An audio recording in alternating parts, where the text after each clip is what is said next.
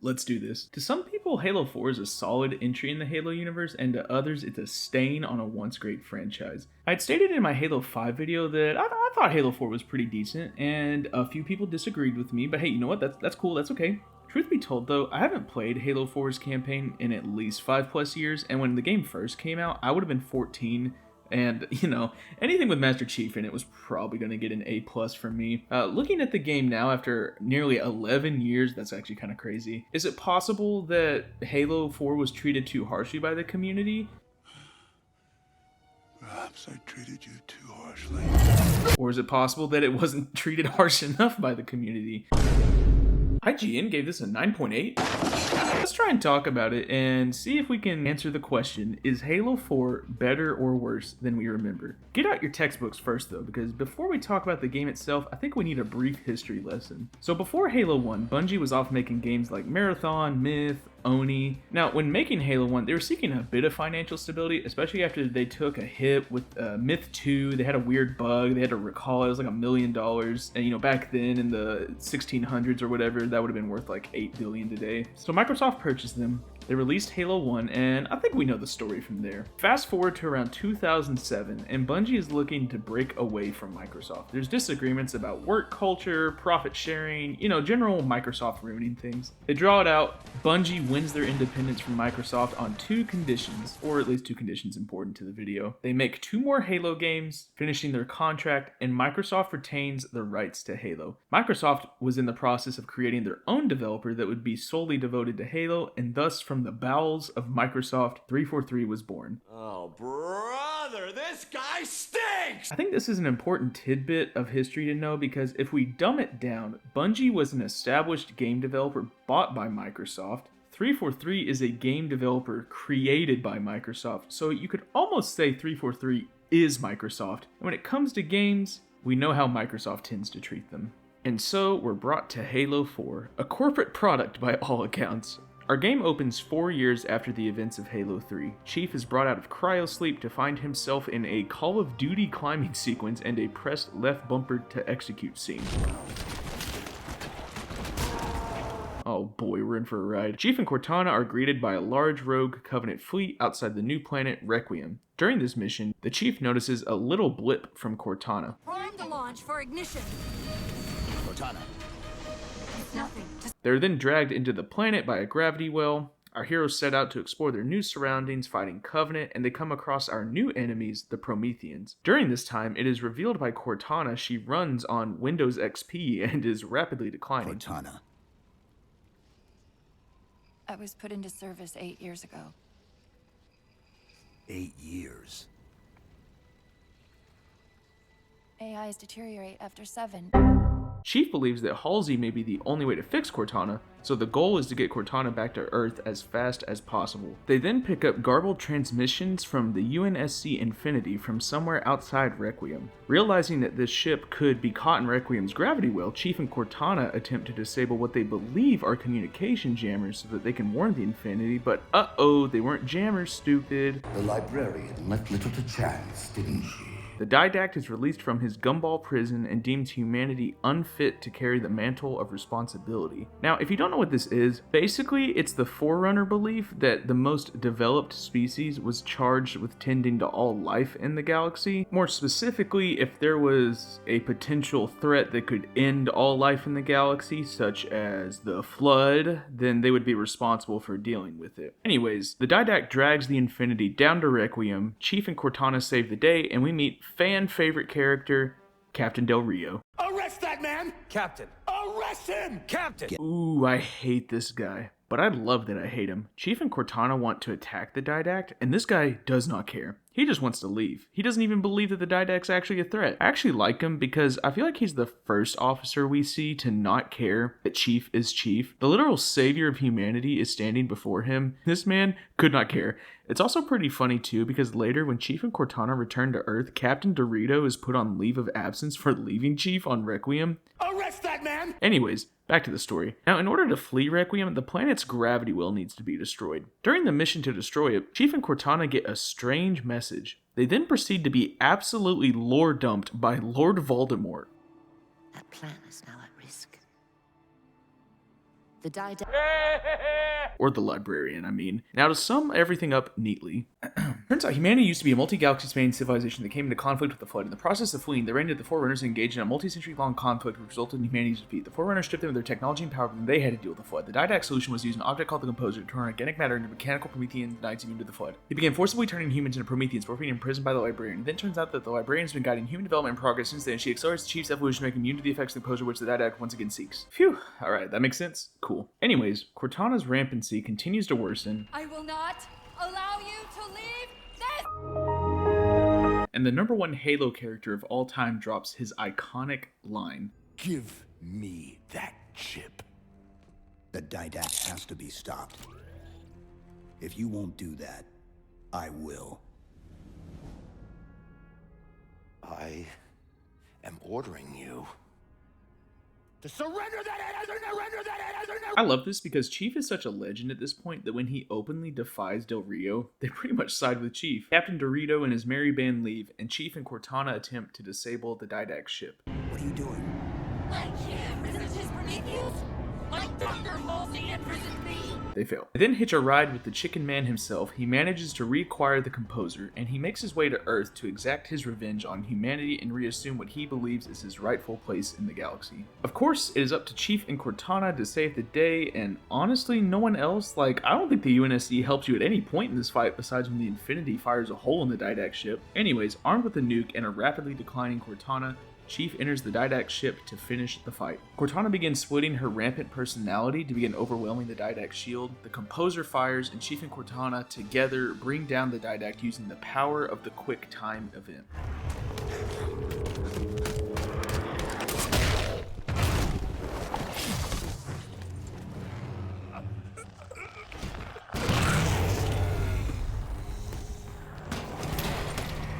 With no time, Chief Call of Duty crawls to the nuke and sacrifices himself to save humanity. Except, Cortana saves Chief, and in one of the most emotionally touching Halo scenes ever, they say their final goodbye. It was my job to take care of you. We were supposed to take care of each other. And we did.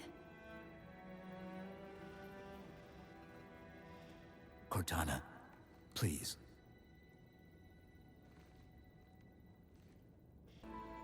Wait. Welcome home, John.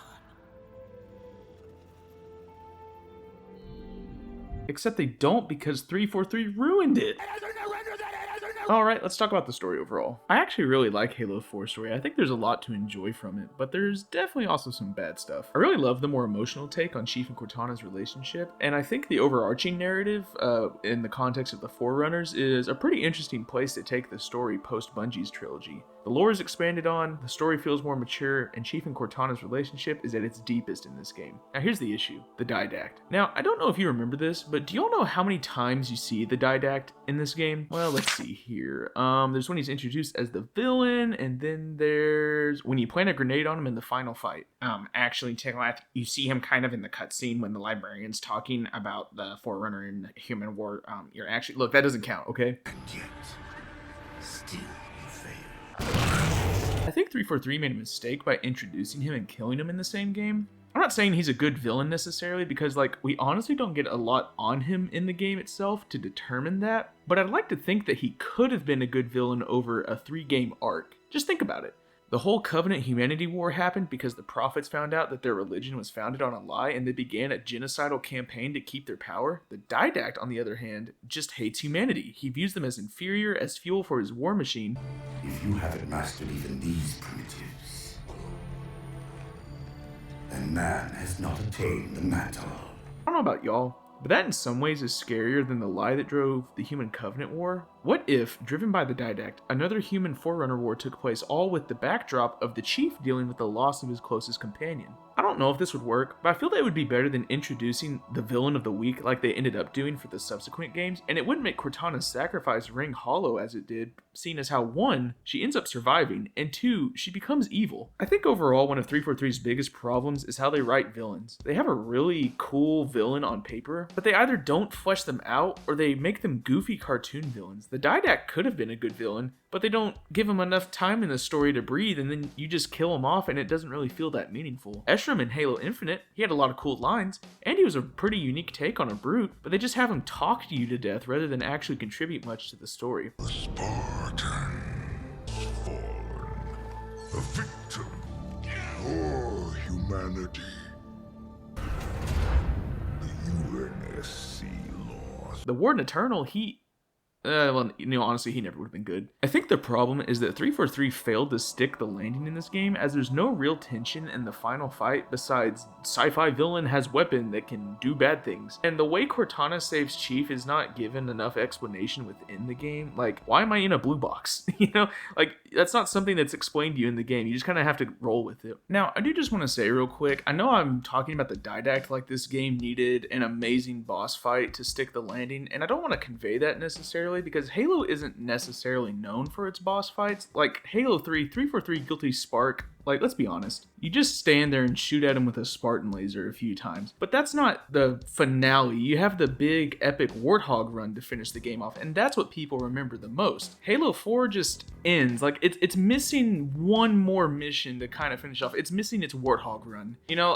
Just imagine if Halo 3 ended when you shoot 343 Guilty Sparks. Like, people would not rate the game's campaign as highly as they do.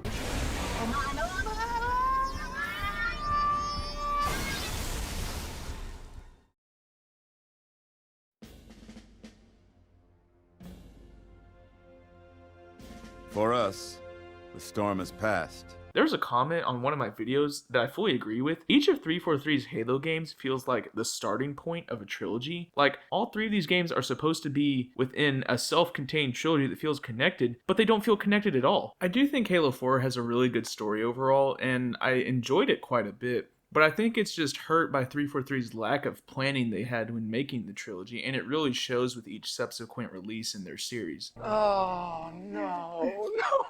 As for gameplay, I think the game's pretty fun. This is the true face of heresy.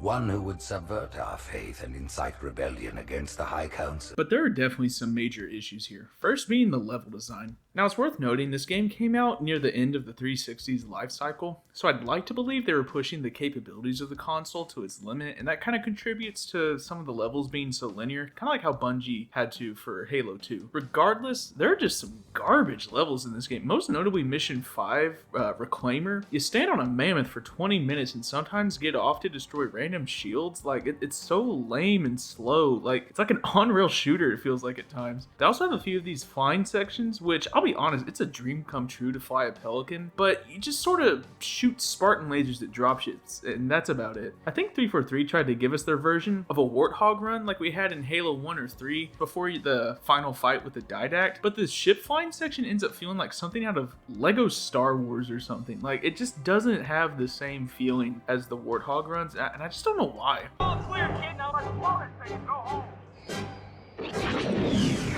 The levels aren't given a ton of room to breathe, and I feel that this makes combat pretty frustrating at times, as you're shoehorned into a hallway with 30 different lasers being fired at you. Now, I do appreciate 343 spicing up the missions with vehicle sections. Like, I love using the Mantis. I think it's super cool. I'm kind of a sucker for anything with mechs, though. And shooting at Covenant's always fun, but unfortunately it's not as fun shooting at our new enemies, the Prometheans. Now, I will say I love shooting crawlers because getting headshots on them just feels so satisfying, but the Knights, they're a pain to fight, which sucks because they look really cool, and when they die they do this cool like de-resing effect like you see from Tron, but they just spam grenades with you constantly. They have so much health, and just when you're about to kill them, they teleport away, get shielded by a Watcher, or just instant transmission in your face and melee you instantly. The Watchers, though, are the worst enemy. It's not because they're hard or difficult to kill, but it's that you have to kill them first in a fight. Like, there is no compromise. It is a non-negotiable aspect of this game. If you don't, they will shield your enemies, res your enemies, or just throw grenades back at you.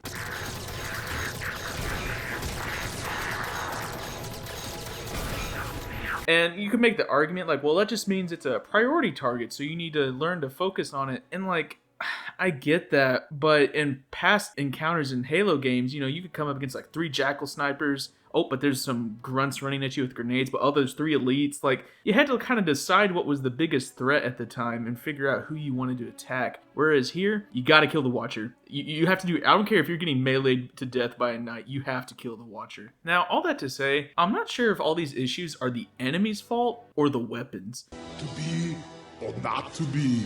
Annihilate them! Because I'll be real, half of the weapons do not feel viable, especially on higher difficulties. Anything close range like shotguns is worthless because you can't get close enough to the enemies. The Promethean weapons, on the other hand, are not that good. The only viable ones are the light rifle, the binary rifle, and the incineration cannon. The bolt shot and the scatter shot you'll almost never use, and the suppressor...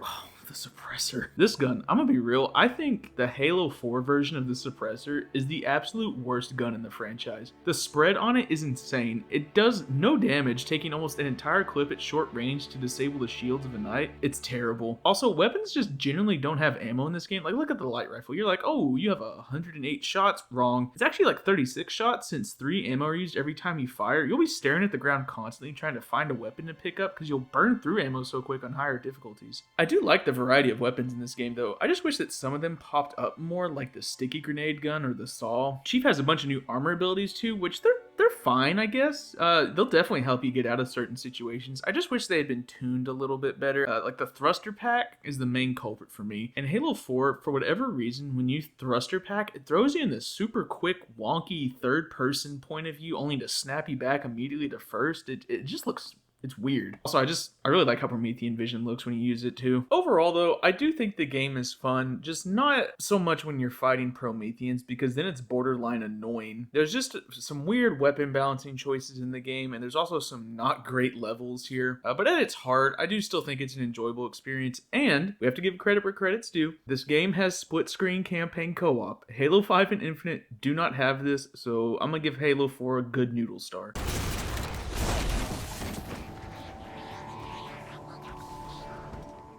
Hey. Now, the game looks really good in terms of fidelity. The environments are extremely detailed, and there's a lot of cool locations you'll go to in the game. There's also some really nice effects, like the incineration cannon shot, or how the knights sort of dissolve into code. You know, we already talked about that. Or when you first pick up a Promethean weapon and it does that really cool disassemble, reassemble animation. Like, that's just a small thing that you'll remember just because, I mean, it's really cool. However, in this game lies the foundation for Halo 5's bad art style. So they change everything to look more realistic and gritty. Chief's armor barely looks like his anymore, and all the Covenant enemies have started to lose their bright colors and defining features. The human weapons and the Covenant weapons have lost, like, a ton of personality. Like, look at the plasma pistol. What is this? A stapler? Also, speaking of personality, I'm sure there's a lore reason for this somewhere, but 343 elected to have the Covenant not speak English in this game. Now, I probably only really noticed this because I'm coming off the back of Halo Infinite where the grunts are hilarious, but I don't know, I feel like the game loses a bit of charm by doing this. Now, the game's supposed to be more serious, and this isn't completely new. I'm pretty sure the Covenant don't speak English in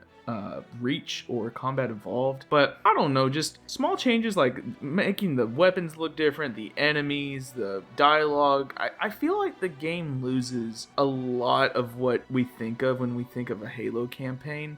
It just kind of seems like more like a generic sci-fi shooter. And kind of in relation to that, Halo 4's soundtrack, it's not bad. Like, it's really not bad, but it doesn't sound Halo-y. I know that's not really a good analysis. It just kind of sounds generic and synthy, and there's not really a track that I could just pick out and be like, oh, I gotta listen to that. Well, except maybe Chief's theme. There you go, you stinking build rat! Stop! Now, having said all that, I think this game's biggest issue is its personality. It's caught in this weird limbo between feeling like a Halo game, but also kind of like Call of Duty. Now, in the context of who developed this game, I could totally see it. I feel like Microsoft saw Call of Duty making tons of money, and they thought, what if we tweaked Halo 4 just a little bit to make it more mainstream? And it doesn't work. No Halo fan thought, man, I wish I had a crawl to the bomb, QTE finish, or press F to kill this elite. No one wanted that. The art style, the music, the level design, the gameplay, they're not bad in a vacuum. But when you compare it to all the previous Halo games, it doesn't really fit with what fans want. I think having looked at all this, I think I can say I understand to a degree why some people rate this game as garbage, because from their point of view, this is the game that lost the soul of the franchise. And I kind of agree with them. A lot of stuff that we love about Halo is not here in this game. The levels are more linear, the soundtrack isn't that memorable, the gunplay edges closer to Call of Duty, the enemies have been stripped of their personality, and the game just generally lacks the charm that the Bungie games brought. So, is Halo 4 better or worse than I remember? I'm going to have to say it's worse than I remember, but I still don't hate it, and I would still honestly label it as decent like I did in my Halo 5 video, but with the caveat that it definitely got a lot wrong. I enjoyed playing through this campaign more than Halo 5, but less than Infinite. I do think it was a decent first attempt by a new studio to start another Halo trilogy, but unfortunately, they managed to show a lack of planning and understanding of what fans wanted with each subsequent entry.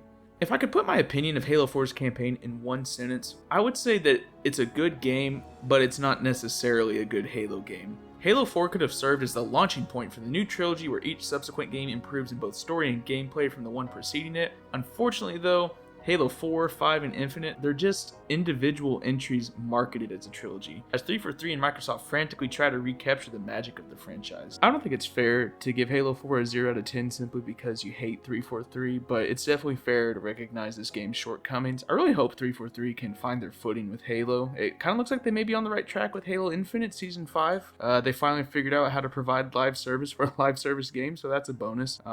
What did y'all think of Halo 4? And did you like the longer video? I tried to do something a little bit outside my comfort zone. Maybe it worked, maybe it didn't. I don't know.